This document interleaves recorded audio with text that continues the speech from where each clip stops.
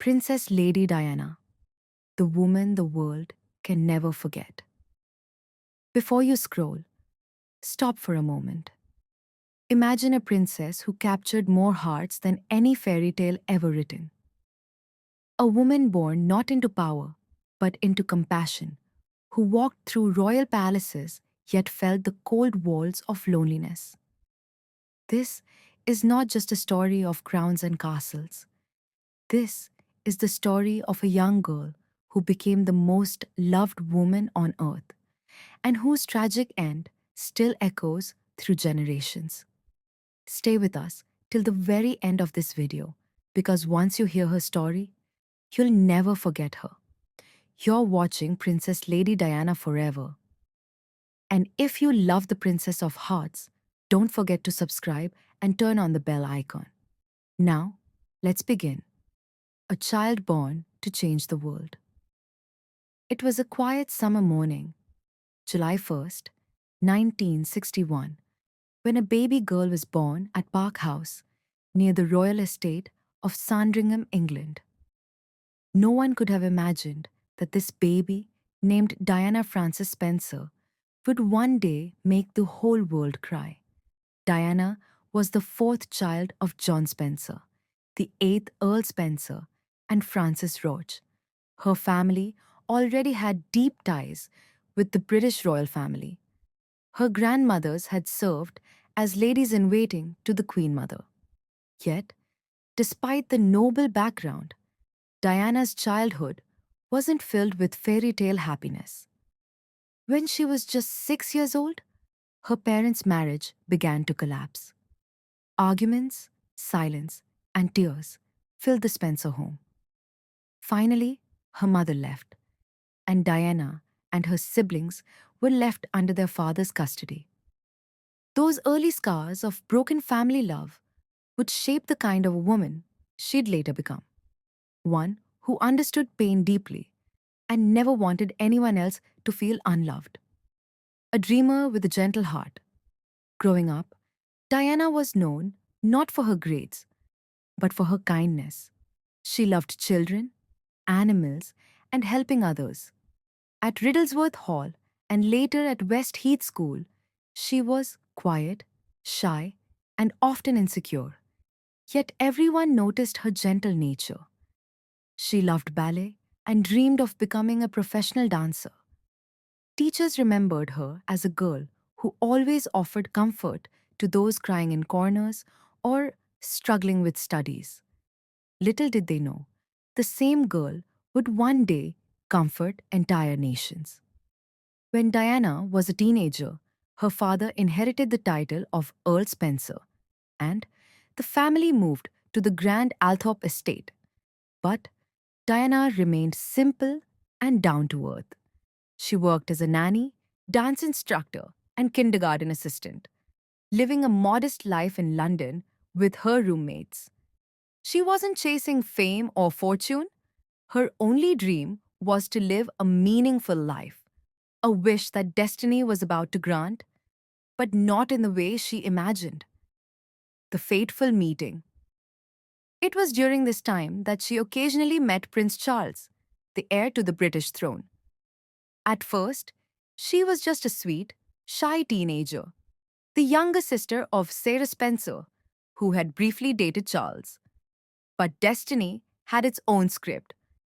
In 1977, when Diana was 16, she met Charles again at a royal event.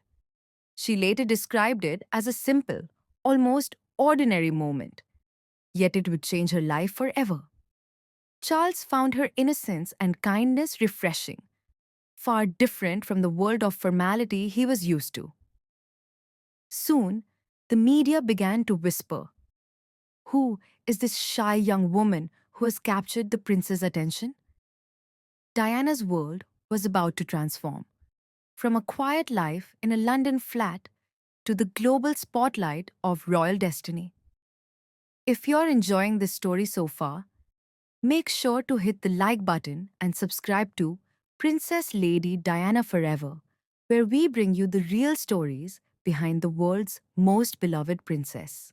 The royal engagement and fairy tale wedding. By the late 1970s, the British media was obsessed with Prince Charles's love life. At 32 years old, he was the most eligible bachelor in the world, and the country was impatient to see him marry. In 1980, Charles and Diana met again at a friend's country weekend. She was just 19 years old, cheerful, innocent, and refreshingly unpretentious. Charles later said that her fun and laughter were what drew him in. She was unlike anyone else he knew. After a few private meetings and royal family dinners, Charles began to show interest. The press soon picked up on it, and Diana's life changed overnight. Paparazzi followed her everywhere, outside her apartment, her work, even when she went shopping. The shy young nursery teacher had suddenly become the most photographed woman in Britain. The proposal. In February 1981, Prince Charles proposed to Diana at Buckingham Palace. He didn't kneel. There were no roses, no candlelight. It was a quiet moment between two people living in completely different worlds. He asked her to be his wife. She said yes without a second thought, believing she had found love and destiny all in one. But when a reporter later asked Charles, "Are you in love?" he smiled awkwardly and said, "Whatever in love means." Those four words would haunt Diana for years to come. Still, the world only saw the magic, not the cracks. The engagement ring, a stunning 18-carat sapphire surrounded by 14 diamonds, became one of the most famous rings in history. The wedding of the century. On July 29, 1981, the world stopped to watch a fairy tale come alive. Over 750 million people across the globe tuned in to see Lady Diana Spencer walk down the aisle of St. Paul's Cathedral to marry Prince Charles. The streets of London overflowed with joy, flags, and flowers. Her wedding dress, designed by David and Elizabeth Emanuel, was pure magic. Ivory silk, puffed sleeves, antique lace, and a 25-foot train that glided like a dream behind her. As she stepped out of the golden carriage, the crowd gasped. She looked like an angel, but inside, Diana was trembling. Her life was about to change forever, yet deep inside, she felt something was not right. When she reached the altar, she accidentally called her groom Philip Charles Arthur George instead of Charles Philip Arthur George. It was a nervous slip, but symbolic of the chaos her future held. Despite it all, when she said, "I do," the crowd roared, bells rang, and the world welcomed Princess Diana, the new Princess of Wales. Everyone believed the royal family had finally found its fairy tale. The princess and the people from the first day, Diana was unlike any royal before her. She didn't follow the stiff traditions of the palace. She followed her heart. She bent down to talk to children, hugged patients in hospitals, and shook hands with those no one else dared to touch. She was called the People's Princess long before it became her title. Crowds would gather wherever she went, chanting her name. Her warmth, her smile, and her vulnerability made people feel connected to her, as if she was one of them. But inside the palace walls, things were far from perfect. She was adjusting to royal duties, learning protocols, attending endless formal events, and living under constant media pressure. She was only 20 years old, newly married, and already carrying the weight of the monarchy on her shoulders. Shadows behind the smile. As months passed, the fairy tale began to fade. Diana noticed that her husband's heart seemed divided. He was often distant, distracted, and sometimes cold. She soon discovered that he was still emotionally attached to Camilla Parker Bowles, a woman he had loved long before Diana. It was a devastating realization. The marriage that the world believed to be a dream was, behind closed doors, full of pain and silence. Diana's insecurities deepened. She suffered from bulimia, a secret battle she would later speak about openly. She felt trapped, isolated, and misunderstood. I was crying out for help, she once said, but no one listened.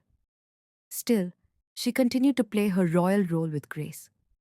To the world, she was the perfect princess, beautiful, elegant, and compassionate.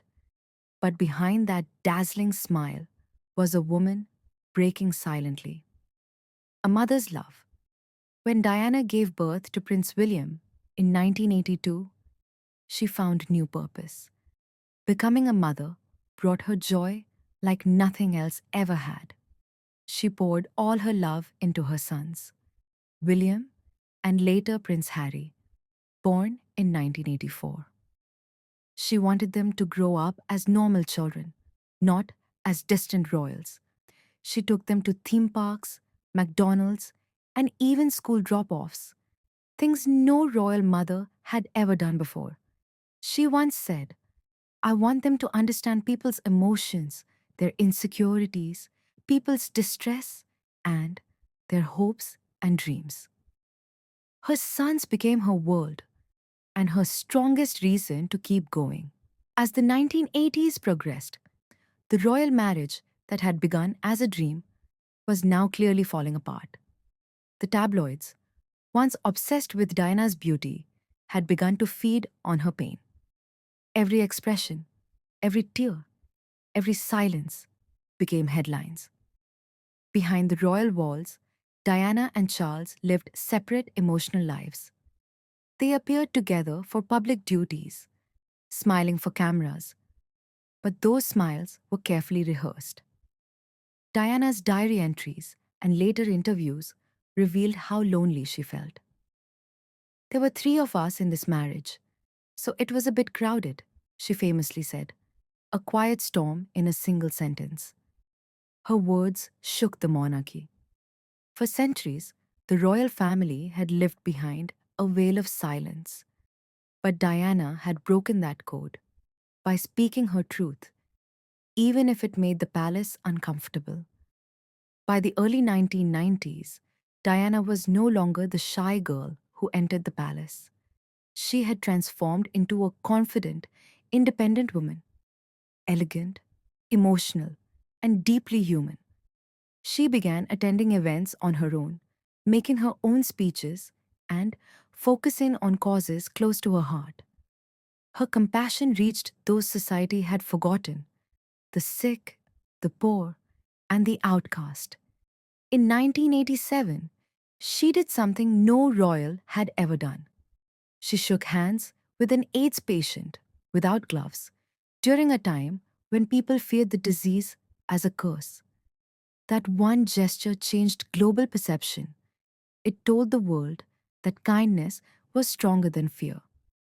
She worked for homeless shelters, leprosy awareness, and children's hospitals. She didn't just cut ribbons, she sat with patients, listened to their stories, and comforted their pain. Everywhere she went, she left people crying, not because she was a princess, but because she was human. By 1992, the tension between Diana and Charles had become impossible to hide. The press exposed secret phone conversations, affairs, and emotional breakdowns. What was once Britain's royal dream now looked like a tragic soap opera played out on front pages. That same year, Prime Minister John Major announced their official separation. The palace tried to maintain dignity, but the world already knew the truth. The fairy tale had ended. Still, Diana continued her public work with grace. She attended charity events, smiled for the cameras, and focused on her children. But privately, she was healing, slowly rebuilding the pieces of her shattered confidence. In 1995, she made the boldest move of her life. an interview with BBC's Panorama, watched by over 22 million people. For the first time, a member of the royal family spoke openly about love, betrayal, and pain. She said, "I'd like to be a queen of people's hearts." And that night, she became exactly that. In 1996, Diana and Charles finalized their divorce. She lost the title, Her Royal Highness, but she gained something far greater, her freedom. Now, she could choose her own causes, her own style, and her own voice. Without palace restrictions, Diana's light shone brighter than ever before. She became a global humanitarian, traveling across the world to help those in need. From orphanages in Africa to hospitals in Pakistan, from landmine fields in Bosnia to AIDS wards in London, she was everywhere.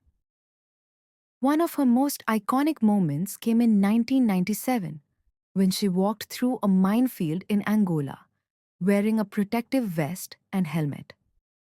It was a moment that stunned the world. A princess walking through danger to bring peace to others. That image became eternal. Her empathy knew no borders. People no longer saw her as a royal figure. They saw her as a symbol of love, strength, and humanity. Outside her royal duties, Diana was learning to live again as Diana, not Her Royal Highness. She was rediscovering her own happiness, spending time with friends, family, and her sons. She supported William and Harry at school, played piano for them, and even took them on vacations away from the press. For the first time in years, she smiled from her heart. She also found companionship in Dodi Al Fayed, the son of a wealthy businessman. Though the media turned their relationship into a frenzy, Diana seemed at peace, free, confident, radiant. But fate had other plans. If you believe Princess Diana was not just a royal, but a light for humanity, please take a moment to subscribe to Princess Lady Diana forever and keep her story alive. By the summer of 1997, Princess Diana seemed to be stepping into a new chapter of her life. She was radiant, independent, and more active than ever. Her charity work was receiving global praise, and people admired her for standing strong after everything she had endured. She had also begun spending time with Dodi Al Fayed, and the media couldn't get enough of them. Every move, every smile, every glance was chased by photographers desperate for another front page shot. Diana, who once used the media to highlight her causes, now felt trapped by it. She longed for peace, for privacy, for a quiet life with her children. But the more she tried to hide, the more the cameras followed. Still, she remained calm, confident that brighter days were ahead. No one, not even Diana herself, could have imagined how soon her light would be taken away. On August 30th, 1997, Diana and Dodi arrived in Paris, planning to spend the night at the Ritz Hotel before returning to London. The city of love sparkled that evening, but the air was thick with tension. Dozens of paparazzi waited outside, their flashes ready. Late that night, the couple decided to leave quietly through the back entrance to avoid attention. Their driver, Henri Paul, led the black Mercedes Benz into the Paris streets with only one security guard beside them. But within minutes, several motorcycles began following them, cameras flashing, engines roaring. The driver sped up, trying to escape. At 12:23 a.m., August 31st, 1997, their car entered the Pont de l'Alma tunnel at high speed. Moments later, it struck a pillar. The impact was devastating. The world would never be the same again. When news of the crash broke, Disbelief swept across the globe. People prayed, hoping it was just another rumor. But within hours, the truth was confirmed. Princess Diana was gone. She was only 36 years old. Television screens filled with images of her smiling face, flowers being laid outside Kensington Palace, and people crying in the streets. In London, Paris, New York, Islamabad, and even tiny villages in Africa, strangers hugged each other, united by grief. The world had lost more than a princess. It had lost its symbol of kindness. In the days that followed, millions of people left flowers, cards, and candles outside Buckingham and Kensington palaces. The sea of blossoms stretched as far as the eye could see. People wept openly, something Britain had rarely seen before. The royal family, at first, remained silent in Balmoral, which led to growing public anger.